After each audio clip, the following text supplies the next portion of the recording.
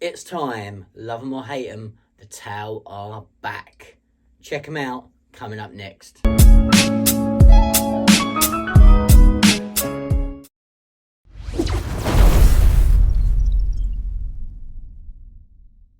Hi guys, Aerospace back with another video of Twisted Dice, and I am back with some Tau goodness for you today. Today we're going to take a look at the brand new, hotly anticipated Tau Codex, what it does for your Tau army and how you face these guys on the tabletop.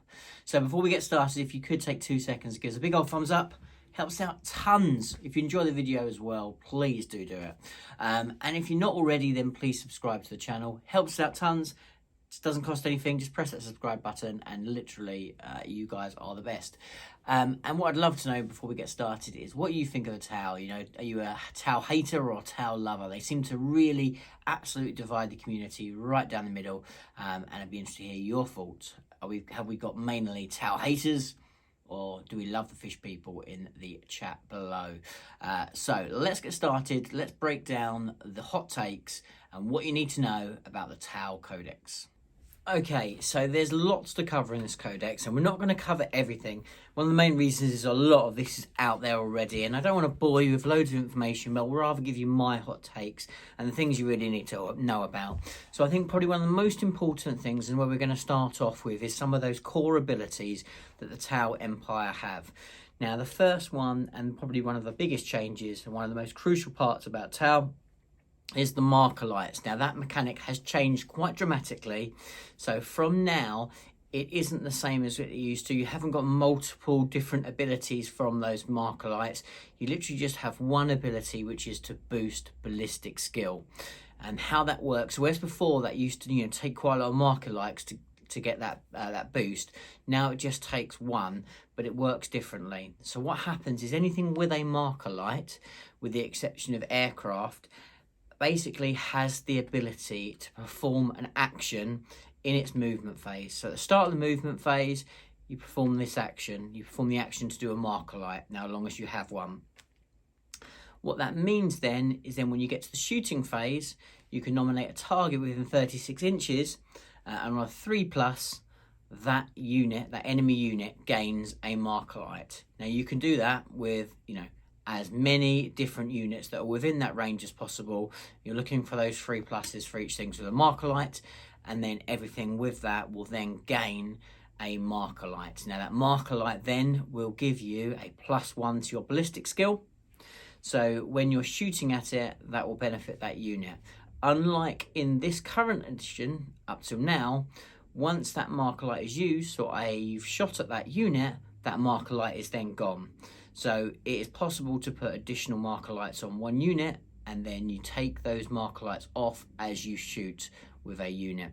So it's important to be able to have enough units that can perform actions to spread around. So marker lights are still incredibly important, and in fact probably more important than ever, because what you desperately want to be doing is boosting that ballistic skill. Okay, so next up we're going to talk about Cayenne and Monka, the two special abilities that a Tau commander, that kind of art of war mechanic that Tau have to be able to change the way the forces work. And the easiest thing here is for me to kind of read this out. Now this has been put on the Games Workshop site, so this won't be news to many people, but we'll go through it anyway. So the Monka ability, and that can take place from battle rounds 1 to 3. Each time a unit makes a normal move or an advance on your movement phase until the end of your shooting phase, it counts as having remained stationary. So that really hasn't changed. You can do it straight from the off, so from turn 1 to 3. And also, each time the model in this unit makes a ranged attack that targets the closest eligible enemy unit within range, shown in the table below, improve the armor penetration characteristic of the attack by 1. So on turn 1, that goes to 18 inches. On turn 2, that's 12 inches, and on turn 3, that's 9 inches.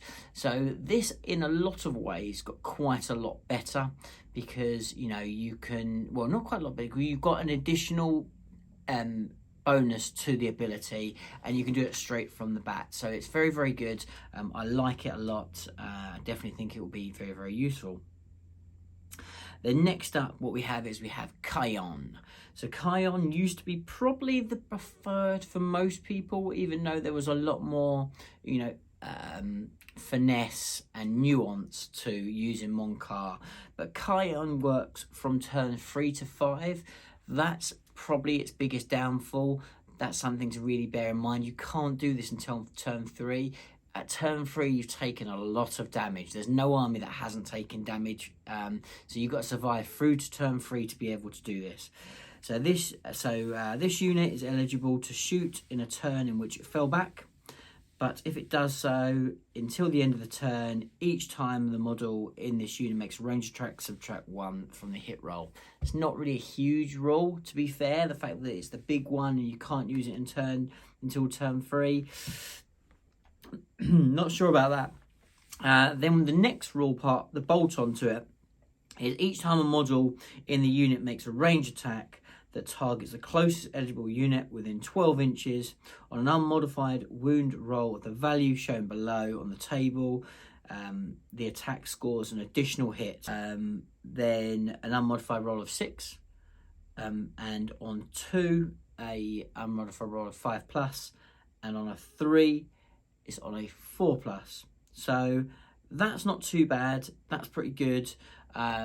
Obviously that will give you the ability to get the exploding. That's not too bad at all. So all in all, they've both got advantage. I mean, the Cayenne having the exploding hit is really nice, but the fact that it's, you know, its other ability is quite weak and it only triggers late game is not hugely powerful. The Monka ability is much better, but its secondary maybe isn't quite as good. So I think the jury's out. They're okay, they're not broken, they're a nice little bolt-on. Okay, so next up, let's talk about drones. Now, drones have massively changed, again, from the prior edition Codex.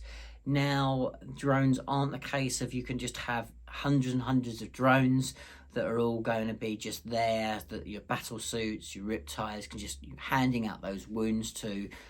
You know, it was quite a broken mechanic because ultimately it didn't feel good to play against, and it forced you to play in quite a boring style. I hated drones, never been a fan, and I'm pleased to see that mechanic gone. A lot of people will be disappointed because it did give you quite a lot of protection, particularly with shield drones, but they did get really highly point increased to the fact that they weren't particularly that viable, and that coincided with the fall of Tau, just the way that they scored objective and so on. So now the difference is they are just additions to units. So you buy them with units that can buy them as upgrades, if you like, and then they are wounds, if you like, to be able to give out. So, you know, they're not bad. You know, if you've got units that you want additional wounds for, they're like buying extra wounds for them, more or less. Of course, they still have their abilities, and each drone will have a different ability. You know, shield drones will have a little bit of additional survivability, even though they're not as survivable as they used to, and they can't just swallow up those wounds on their feel no pain. They're just going to depend on that invulnerable save that they carry. So every drone features quite differently from it used to before, but ultimately you're buying those drones just as additional wounds for your unit. So if you've got a battlesuit unit, you want to give them some extra protection, you can buy drones with that unit. They're part of that unit, and you can give their wounds out to the drones rather than the suits until there are no drones left. Okay, so let's talk about septs. Now, septs are your chapter tactic or your specialist abilities and warlord traits, relics that go, and stratagems that when you choose your army, you can make them be one sept. There are some custom septs, and there's a very unique way to build your custom septs, which is very fluffy, where you put together abilities and you can make your own septs, your own special Tau, which I think is really, really cool. There's probably some good combos in there. We're not going to break them down and go through them all today, but just be aware there is a unique and different way to build your custom septs going forward, which I really, really like. But today we're going to touch on the septs that we all know. We're going to talk about their new abilities, their new stratagems, their new Warlord traits, because they have changed quite dramatically from what they used to be. So starting up with the Tau sept themselves. So this is the sept the majority of the special characters come from. So it's worth bearing in mind that Shadow Sun, that Dark Strider, that Long Strike, they all belong to Tau sept. So it does give you the ability to act and access to some of the more special characters. And so their command trait, the ability that this sept has, is called Coordinated Fire Arcs.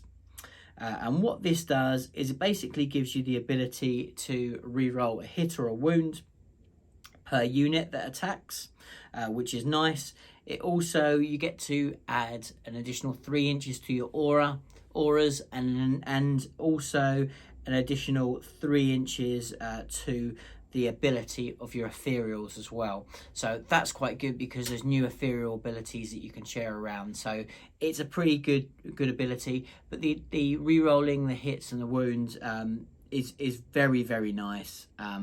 It's particularly good on our high-powered weaponry that's low shooting. The Warlord trait is basically a 4-up ignore save, so that's really nice on your suits to give them an extra bit of survivability. I don't mind that at all. That makes them a little bit more resilient. So the signature system is vector maneuver thrusters. Basically, it's add additional 2 inches of movement, and when you're selected to charge once per game, you can basically do a normal movement to get out of dodge, and then they have to select a new target, which is quite cool. If there's no targets, obviously they fail their charge. So that's not too bad as a defensive little maneuver. We then have focused fire. Now focused fire is really, really good. The main change though here is it only works for core units, which is a little bit of a shame. What it is 2 CP, uses in the shooting phase when an enemy model has lost a wound. So basically you chip a wound off a model, and then everything else that shoots at it that's core can have +1 to wound roll. This is great for fire warriors. You can do a serious amount of damage because they are strength 5. Quite often you're wounding things on a 3 because you've got a lot of toughness 4 in the game, or toughness 3. Suddenly, if you're +1, you can suddenly be wounding them on 2s. You can do a lot of damage. So I really, really like that, and that's the Tau sept. So moving on to Valor, I think that's how you pronounce it, Valora sept. So this sept trait is at the start of the first turn. For each unit from your army that is wholly within the deployment zone until the end of the turn, add 2 to the movement characteristics of a model in that unit. And also you can reroll advance rolls and charge rolls made for units with this trait. So that's not great, and still not very good at charge, still not very good at fighting in combat. Don't really need the extra movement particularly. It's okay. I don't think that's particularly strong one. I don't think you're going to see it. So the Warlord trait is basically every time you use a stratagem that's in one of the particular type of stratagem, you can roll a d6 and the command point is refunded. So that's an interesting one. Maybe it's got some play, not too sure. It didn't spring off the page to me. And then the signature system is commander models only. Start the shooting phase, roll a d6 on a 2 to 4. The closest enemy unit is within 18 inches of and visible to the bearer suffers a mortal wound. On a 5+, the closest enemy unit within 12 inches of the visible bearer suffers D3 mortal wounds. So again, it's okay. It's quite situational. Maybe you'll chip a couple of mortal wounds here and there. I don't see it's what you're necessarily going to take. They have a stratagem which is called Hot-Blooded. Use a stratagem in the shooting phase when a Valora unit from your army is selected to shoot. Until the end of the phase, each time the model in that unit, excluding drones, makes an attack that targets the closest eligible unit, an unmodified wound roll of 6 inflicts a mortal wound up to the maximum of 6 mortal wounds. Now that's quite good. So you're going to quite reliably get 6 mortal wounds with quite a lot of units. It's not bad at all. It's 2 CP. I think that's quite good, but I don't think in itself it's good enough to take that sept personally. So moving on to Cesaia sept. So Cesaia have always been the Marker-Light sept, or they were at least last time. So their special abilities are each time a range attack targets a vehicle unit from this trait, if the attacker is more than 18 inches away from the target, is treated as having the benefits of dense cover against that attack. And each time a ranged attack targets an infantry unit, that if the attack is more than 12 inches away, then it's treated as having the benefit of dense cover against that attack. So again, some +1s to armor, -1s to hit. Can't be bad at all. Don't mind that at all. I think that's quite good. I think that's quite a good defensive trait. Not bad if you're going to take heavy vehicles. You know, this is not necessarily a suit build, but if you're going to take kind of tanks and you're going to take infantry, there's definitely some benefits there. So they have then the Warlord Trait Beacon of Honor. So in the command phase, select one Cesaia unit within 9 inches of the Warlord, and then that unit gets objective secure. That's incredibly strong. We've seen that utilised really, really well. That's a good one to go for. I really like that. And their signature system is Grav Inhibitor Field. At the start of the fight phase, all enemy units within engagement range of the bearer are not eligible to fight that phase until after all eligible units from your army have done so. Each time the melee attack is made against the bearer, subtract 1 from the attack's hit roll. That's not that great. I don't think you're ever going to take it. Again, Tau can't really fight in combat particularly well, so having something that makes the enemy fight last doesn't really matter, because you won't do very much damage to them, and then they will hit you back eventually, and then they will kill you. So I don't think that's great. Then we have Orbital Uplink, which is the stratagem. This is 1 CP. Use a stratagem in shooting phase. Select one enemy unit until the end of the phase. Each time a model in the Cesaia unit from your army makes a ranged attack against the enemy, the target does not receive the benefits from cover against attacks. So pick a unit, ignores cover. Could be really effective. It's quite situational. Not sure you would take the sept for that, but I quite like them. I quite like them as far as I think they've got a good Warlord trait, and I think they've got some good basic defensive traits as well. So I don't mind them. I think they're okay. They'll have play. Okay, so next up we have Deleth sept, and what these guys basically, infantry get the benefits of light cover, which is not too bad at all. And then on top of that, your auxiliary, so basically your Crute and your Vespids also gain the your tactical ability, so your Cayenne or your Monka, which they wouldn't normally. So that's okay. So Warlord Trait is friendly, again, friendly auxiliary. So again, your Crute within 6 inches of the Warlord, add 1 to the leadership. And then friendly Tau within 6 inches of Warlord are treated as having the Tau auxiliary keyword as for the purposes of Marker-Lights. So they can use Marker-Lights as well. So that's okay, not too bad. So if you want to take a lot of Tau, a lot of Crute, this one seems to be the one for you. And then you have Dynamic Mirror Field. This is the signature system. So the bearer can't be selected as a target for range attacks unless they're the closest eligible target to the firing model for firing model within 12 inches of it, and the bearer has a 5+ invulnerable save. That's okay. And then they have Outflank as a stratagem, and basically this is take a core unit or an auxiliary unit off, and then it can be put in strategic reserves. So yeah, okay. Again, don't stand out as super powerful, but they could be okay. Then we have Borkan sept. So Borkham Sept, they add 4 inches to the range characteristics of the range weapons. Then also, each time a range attack is made with this weapon that has a strength characteristic of 7 or less against a vehicle or a battlesuit unit with this, subtract 1 from the strength characteristic of the attack. So every time someone shoots it with a weapon of 7 or less against a vehicle, then you take it down 1. So this is quite good at being defensive against vehicles. It's okay. And then you have Warlord Trait, which is Seeker of Perfection.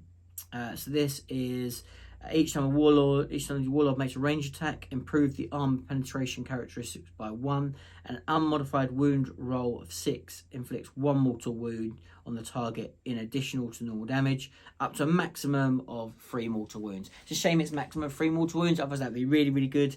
But I think that's actually a really quite strong Warlord trait. You can put that on some good stuff and actually make things quite nasty. So I really quite like that. I think that is a good Warlord trait. And then we have the signature system, which is Overdrive Power Systems. This is commander model only. Select up to 2 ranged weapons this model is equipped with. Each time the bearer makes a ranged attack with one of these weapons, the target that targets a unit within half distance, add 1 to the attack's wound roll. So again, you can make a super strong killy commander with this, which I think is quite good. Then we have the stratagem, which is experimental weaponry. And we know this one really well. So this one is basically pick a unit, pick 1 weapon from that unit, that weapon ignores invulnerable saves. So far, Borkham definitely is our offensive sept. It works really well. It's quite nasty. It's going to fit really nicely with things like storm surges, anything else with vehicle. It's just like, I really like Borkham. So far, it stands out for me. I think Tau Sept's good, but Borkham is very, very good. And then we have, last but not least, we have Side Enclaves. So Side, again, a really strong one in this new book. So what these guys have is each time a model makes a ranged attack that's within 12 inches, it counts as having a marker light. So basically what that means is when Farsight target a unit within 12 inches, they will always be +1 ballistic skill. That's really good.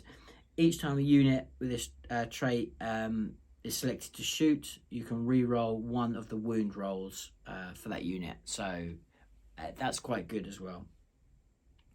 The Warlord trait is Master of Killing Blow. So an unmodified wound roll of 6 improves the arm penetration of the characteristics by 3, which is massively overkill, but there you go, especially seeing that they don't really fight in combat. And then the model that attack is allocated to can't use any rules to ignore the wounds it loses. So no feel, no pain against those weapons, against those saves as well. So pretty good. Then the signature system is basically a Deny the Witch, and you get +1 to it as well.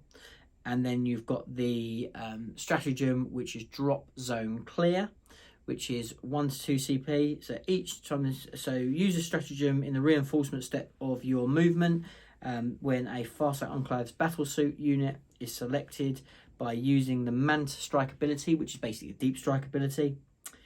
Until the end of the turn, each time the model in the unit makes a ranged attack, you can re-roll the hit roll and the wound roll.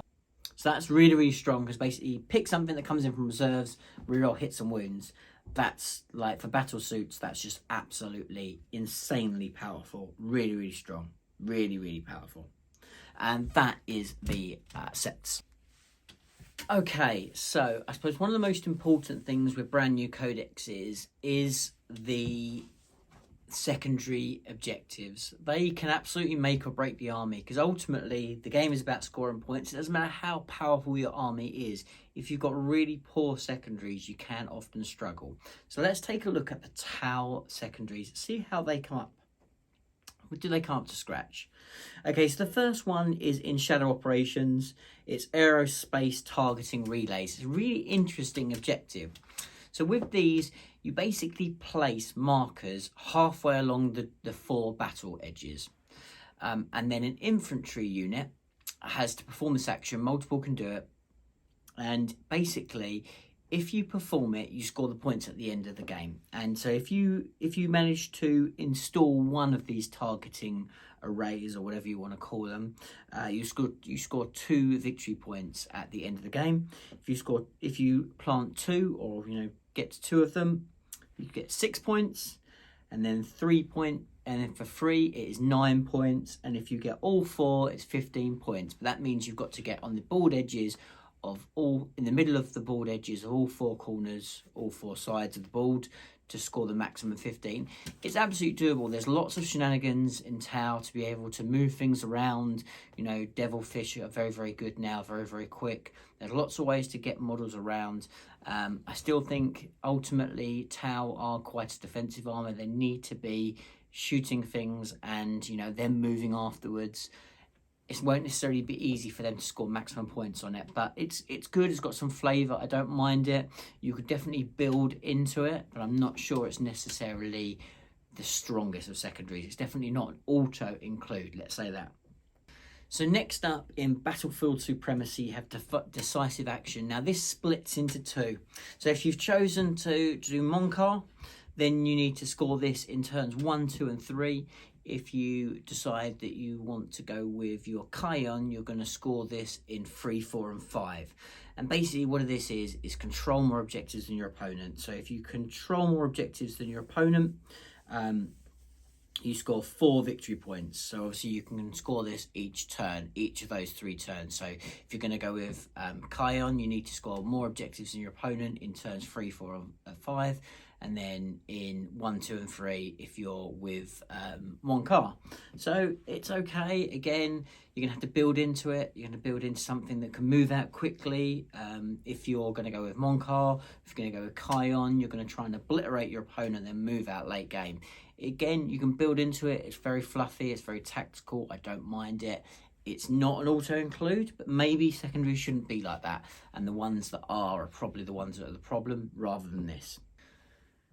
So the next and the final secondary mission is in No Mercy, No Respite, and this one is enacted plans. And again, this is split between Cayenne and Monka. So again, if you go with Monka, you need to do this in 1, 2 and 3. Cayenne, you're doing it in 3, 4, 5. And basically, this one I really like. This is all about killing stuff. So if you go with your Monka, you're going to score 1 victory point if 1 or more enemy units were destroyed that battle round, and you're going to score 3 victory points if 3 or more enemy units were destroyed in that battle round. And then obviously it's the same for Cayenne in the latter part of the game. Now I love this. I think this is really good. It builds into the fact that Tau are a shooting army. They are going to really decimate units. It's one I think you want. It's in No Mercy, No Respite. It will be competing with some other key ones that potentially you'd want as well. But I like this one. I think it's still situational. If you come across a very elite army playing something like Custodes, there's not that enough units really to make the maximum use of it. You're not going to be able to, what you're going to score on that. If you score 3, kill 3 for the first 2, you're going to kill 6. Is that feasible? 6, 7, 8? Yeah, I think you're going to struggle to score more than sort of 6 points, maybe 9 points in that at max. So against certain armies, it's no good, but against a lot of MSU builds, it's going to be amazing. So I really like it. It's definitely one to have up your sleeve. They're not super, super powerful, but there's definitely some play in there, some situational stuff. I don't mind it at all. Okay, so now what we're going to talk about is a little bit about the abilities that the ethereals get. These are very much like litanies now for Tau. So you basically pick one for your ethereal, and then they'll get that ability. Some of them better than others. Majority of them are only really any good for like core units, so they're not necessarily as powerful as they could be, as they used to be kind of for a lot more, but they're still decent. So what have we got? So the first one allows you to still shoot even if you're performing an action. The next one gives you a 5+, feel no pain, but it is only for core units. The next one is a -1 to hit. The next one means that auxiliary, so Crute, can have +1 to wound, which is quite good, but not incredible. Next one's around morale, so we generally ignore those ones. Add 1 to the morale, so you can reroll morale tests, and add 1 to combat attrition. It's okay. And the last one's pretty good. Basically, you get a command point, which I really like as well. So more ways to get your command points back. I really like that. So they're okay. They're not super strong, but I think they're useful to have up your sleeve. Okay, so next up we've got Warlord Traits. There's some decent ones here. I'm not going to go through them all, but a few that definitely spring to mind for me is the Monka one, the Exemplar of Monka. Basically, with this one, you can re-roll your wound rolls within 9 or 12 inches if you've chosen Monka as your tactic, which you're probably going to if you chose this. That's really strong. So basically select a unit, re-roll wounds. That's really good, like that. Cayenne's really good. It allows you to redeploy units, so you can redeploy 3 up to 3 units, which is really good. And I also like through Boldness Victory, this one, a unmodified hit roll of 6 automatically wounds the target, so I quite like that. So some good Warlord traits there, definitely stuff to play with from the Warlord traits. There is also some Warlord traits for Kroot. I'm not going to go into it today. I think that's probably play there, but I think it's probably more fun and fluffy kind of builds for your Kroot, but you can build a Kroot Warlord. So we'll have a quick look at the relics. So there's some fun relics in here. It's nice to see that the Onyxler Gauntlet now became just basically a big old power fist. So no just one hit anymore, which was just a bit stupid. The donkey punch, we used to call it. Now it basically, the relic just gives the model a strength 12 -4 damage 3 power fist, so which is not too bad because you know, they're okay, our commanders in combat, so you can actually make quite a nasty killy power fist commander, which I quite like. And then we've got the multi-century Disengagement Array. So this basically, at the end of the movement phase, select one enemy unit within 12 inches of the bearer, roll 3d6. If the result is greater than the enemy's leadership characteristics, then one of the results before can take effect until the start of the next movement phase. So what we've got is select a unit loses objective secured ability, which is so strong. Half the move characteristic of the model in the unit, and half their charge roll of the unit. That's pretty good. But apart from the fact you're quite close to them, each time the model in this unit makes a range attack, it can only target the closest eligible target. That's really good as well. So I really like that. I think that's got loads of toolbox ability. I really like that. I think that would be strong. But obviously there's other bits in there, but just to kind of go over a few bits. The neuro chip now is a 3+, get your command points back, but it's only on certain stratagems, so it's not on every stratagem. So it's not on just your rerolls, your standard ones, but actually you can get it back on some other things easier than you could before, which is not bad. I really like the high gain marker light. So basically you give this to somebody, and this can only be given to models that are equipped with a marker light. So you're probably going to give this to a Fireblade, and then each time their model performs fire marker lights, you can roll 5 dice. So obviously you're going to put lots of marker lights onto something. You can only still put it on one target because it's only going to be on a single model. There's only going to be can only fire at one thing, but still you're going to get 5 marker lights on that. So it's not only one unit's going to be able to hit it, but multiple units are going to be able to hit it with the heightened ballistic skill, which I think is really strong, and I think you'll see that on a lot of Fireblades. Okay, now there's bags and bags of great stratagems in here, and I'm not going to cover them all, but I do want to go over a few that I really liked when I was wandering through them. So there's a lot in here for Fire Warriors, and there's obviously a lot in here for suits. As far as the suits ones that I really like, you can very easily give the suits reroll to hit. So for 1 CP, that's super easy. You can also make them very quick, so you can make a unit just auto advance an additional 6 inches. So just instead of having to roll it, you're just going to advance 6, which I think is very, very good. As far as your fire warriors, you can make them unmodified hit rolls of 6. You can make them auto wound the target, which I like. But I also really like the one which is drilled firing, which basically takes away the rapid fire, so you don't need to be in half distance or standing still or whatever. You know, whatever that, all the other rapid fire stuff. Instead, you just get double the amount of shots, and you get +1 AP as well, which I really like as well. So you've got some really good stratagems for both the core units, which is good. You've got stuff which synergizes with Devilfish, so you've got one in here where you can reroll 1s if you're close to a Devilfish, which I like. So I think that's a really good stratagem.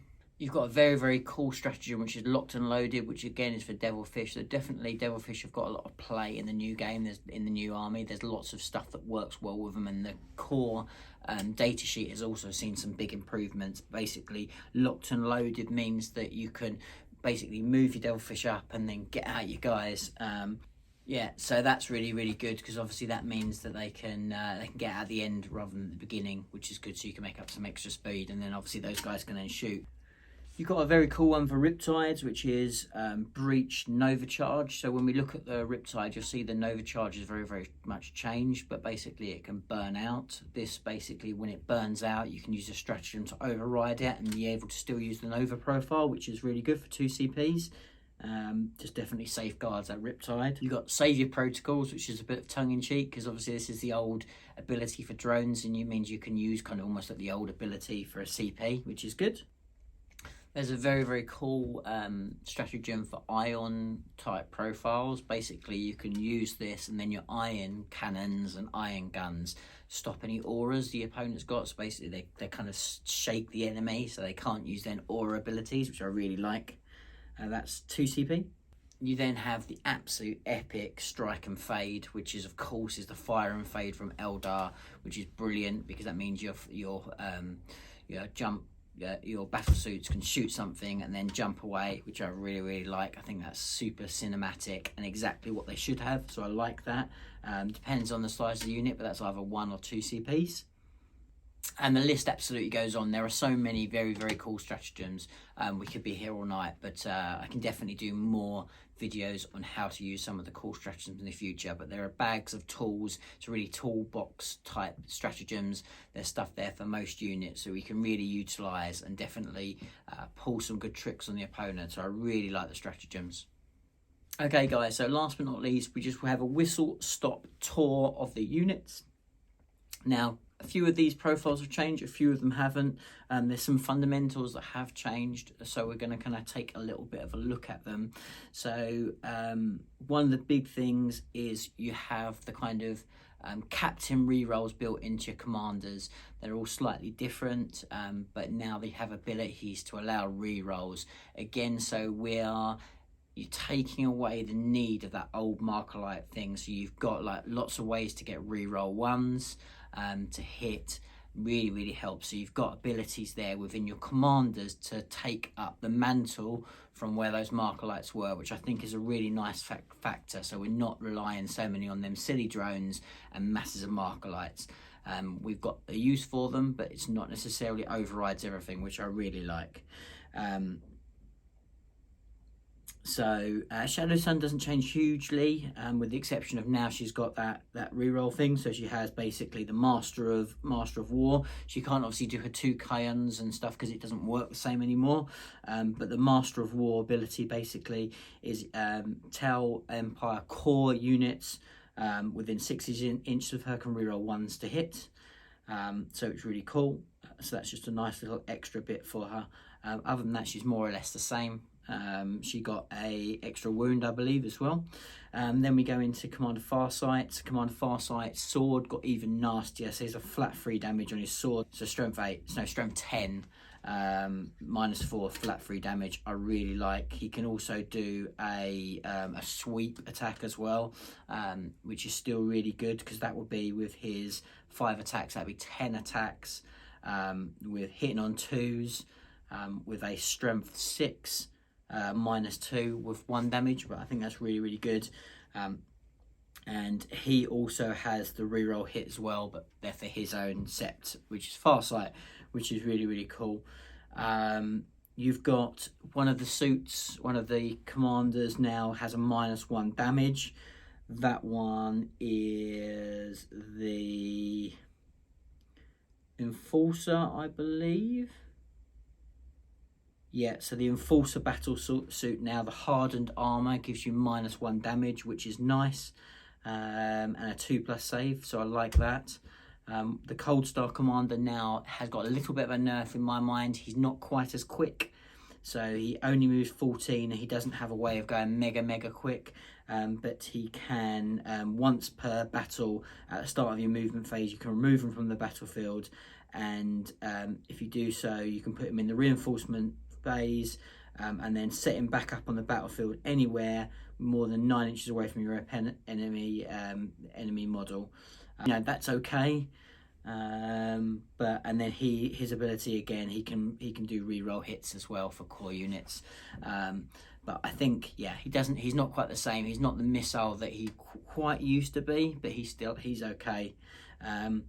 So the Fireblade's ability changed. The fire ability now, Volley Fire, doesn't work the same. So core units within 6 inches of a Fireblade now, their pulse weapons, unmodified hit rolls of 6 score 1 additional hit rather than the double shots. So that's probably not quite as good, but the nice thing of it is it doesn't actually have to be within half range, so you're always going to get those exploding hits. So you can do quite a lot of Fire Warriors. I can definitely see potential of mass Fire Warriors. I think that can be a thing. Ethereal we've basically spoken about, and the character ethereals are sort of similar. Dark Strider they've talked about on their community website, so we're not going to go into huge detail, but he's got more ways of obviously benefiting. He can make a unit re-roll +1 to wound, which is very strong. Long Strike changed, so Long Strike now lost his ability to make other Hammerheads +1 to hit, but he's still an absolute monster. He's got the same he can have the same railgun as the other Hammerheads, which obviously is really, really strong, and he's more reliable. So yeah, he's still as good, but he still suffers from the same problem before. He's not necessarily hugely resilient. Strike teams, I think, got a lot better because their pulse rifle now is the -1 AP, which is just so strong. The strength 5 was good as it is, but now with the -1 AP, I think they're really strong. They now come in units of 10, so no more little minimum units, but unit of 10 I think is fine. They're just really good, really reliable. Love strike teams. Breachers I think aren't as good as they used to be. They're okay, but I just don't think, when the strikes have that -1 built into their rifles, I just think you're going to take them personally, but we'll see what other people do. Kroot are nice because now Kroot have an ability where, in fact, I think they could already do their pre-move before, but yeah, they're good. I think they've got a bit of play. Have Kroot. They're a nice little unit. There's stuff you can do with them. We haven't really focused too much on Kroot, but I definitely think you can see them on the battlefield. So Crisis suits, we've seen a lot in the Warhammer articles already. Really like Crisis suits. I think they're going to be a mainstay. You're going to see them a lot with the burst, but I also think you're going to see them a lot with the plasma. I think the plasma now going to a flat 3 damage is so strong. It's one of the biggest changes in the Codex. I think plasma now becomes a real heavy lifter. I prefer it to fusion. It's more reliable. It's going to hit pretty much as hard, and now you can shoot that in combat. Means that Crisis suits, I think, are back with a bang. They got a buff as well, 4 wounds now. I just really like them. Toughness 5, I think they're good. Movement 10, yeah, there's not much not to like about them. I really like Crisis suits. I think they're definitely, particularly if you take them in the far side with the stratagem to make them reroll hits and wounds, I think we could be talking some serious damage there. I like that a lot. Let's keep looking through. Stealth suits didn't see much change. Neither did the Ghost Kill, particularly the Fireside Marksman and the sniper drones now, they come together. There's no sort of separating it and use him as a marker light unit. He comes with the drones. That's that. So you won't see that so much. Tactical drone units now are a very different unit. They're more of an offensive unit. I just don't think you'll ever see them because you have to take a mix of the unit. It's kind of one of each. I just don't really know what it does. I don't think, maybe I'm missing something, but I can't see anyone ever taking that. Pathfinders now will be an absolute must because you do need some marker lights, and they're the best way to put them out because you can't take a unit of just marker drones from what I can see. So Pathfinder units are going to be an absolute essential part of almost every list. They're going to be so useful. Piranhas, not seeing very much with them. They're okay. They're pointed okay, but not amazing. Vespids got a bit of a boost because now their weapons, their guns are now damage 2, which I like. I think there's some play there. Broadsides, they're very much the same, but their guns definitely got buffs, so some good stuff there. So Broadsides definitely got an increase in power. They became a little bit more reliable. There's actually now probably an argument to take the rail guns where you just never would really take them before. They're not quite as good as the rail guns on a Hammerhead, but that would be a bit broken if they were. So they're a little bit more shots because obviously they have 2 shots each. They still do mortal wounds, but they don't ignore invulnerable saves, which is probably quite a good balance. They'll do a lot of damage. The advantage as well is they can take the plasma, so it's like a 2-shot plasma, and I love the new plasma on Tau. It's so good. So there's definitely ways of making some quite nasty broadsides. They've got extra wounds now. They're much more effective. They're not going to get pinned down as easy as they used to. So I think there's some play in broadsides. I think they're kind of on the edge. Their points, they're still quite expensive. Whether they'll be competitive or not, time will tell. But I definitely think you'll have some fun with broadsides, and they'll definitely scare a lot of armies. So definitely one to watch. The Riptides, so the Riptides changed dramatically, mainly in the way that the Nova Reactor works. So now it's kind of a case of you can roll a dice to see if the Nova Reactor kind of fails or burns out.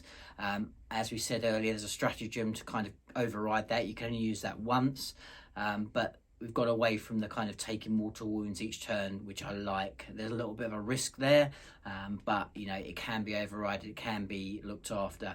I think the burst rifle, the burst gun now is not as good as it used to be. Most people are now going to take the ion.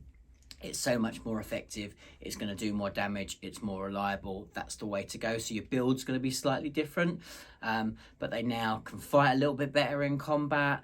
They're a little bit more resilient all the time because they have a 4+ invulnerable standard. You can't now get them up to the 3+ through the Nova Reactor, but having a 4+ standard makes them much more survivable throughout the game, and you don't have to sacrifice your invulnerable save for your gun. You're going to kind of get both, which is quite cool. So I think Riptides are still very, very good.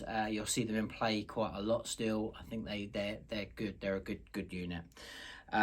And Hammerheads, basically the only reason why I really want to cover them is I think that we've had a bit of a smoke scream on Hammerheads. I think Hammerheads are good, but I don't think you want to take the railgun. I think you want to take the ion cannon. The ion cannon, particularly with the stratagem now, so you can use the stratagem to make a unit, or you know, just take away their auras, which I think is cool because that's gonna be so effective in game.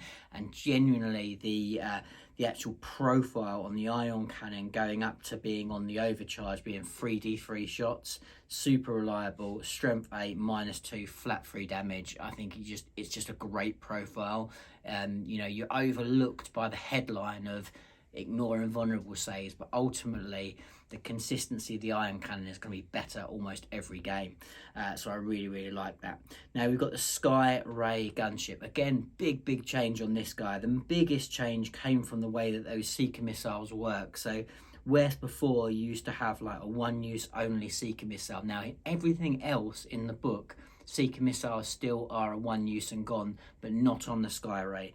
So the Sky Ray, every time you shoot it, it's D3 +1 shots, strength 9, -3, 2d3 damage, which is really good. It just means you're going to be able to shoot it every turn. It's got a really strong strength on it.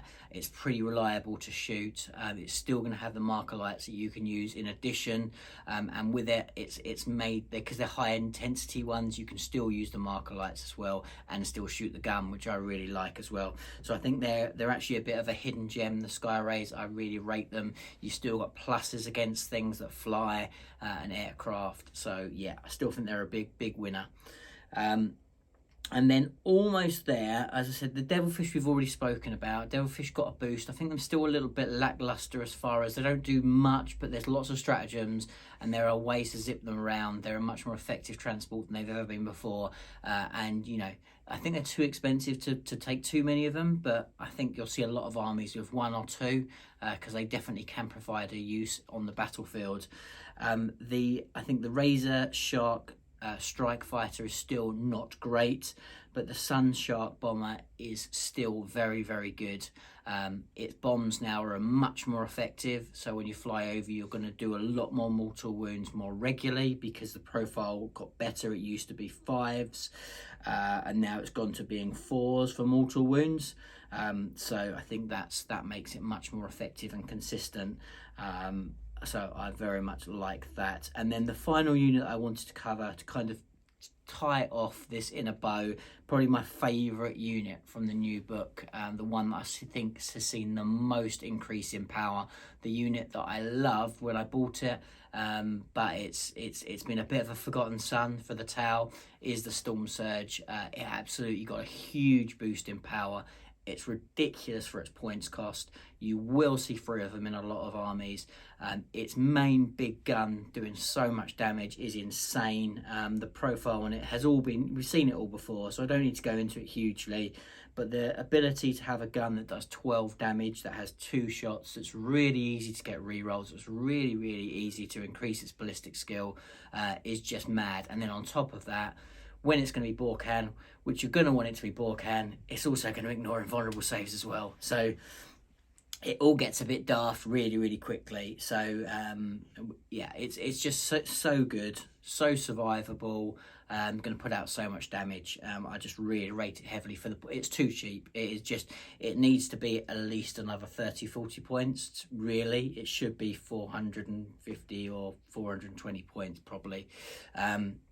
But it's too cheap at the moment, but I think it's going to do some serious work on the battlefield, and I think a lot of Tau lists will at least include 1, and I think you will see 3 in lists. I think 2 is probably the sweet spot, but obviously you're going to have to spend those CPs, and it means you are only going to be able to run 2 individuals in 2 detachments and then just 1 Tau detachment, which I think might put people off. If we can make it work, I think 2 is probably the sweet spot. We'll have to wait and see. But that's about it. I've tried to keep it as succinct, I can't even say the word, but as short as possible for you guys. There's a lot to cover, but hopefully you got a flavour of what's in the book. Please ask any questions, drop any comments, let us know what you think in the comments below, and obviously we'll get back to you as soon as we can. And very soon you're going to see the new Tau in lots of different ways, lots of different lists on the battlefield, and we'll see whether it plays out as well on the battlefield as it looks on paper. But thanks very much for watching, guys, and I will see you in another video very soon. Bye for now.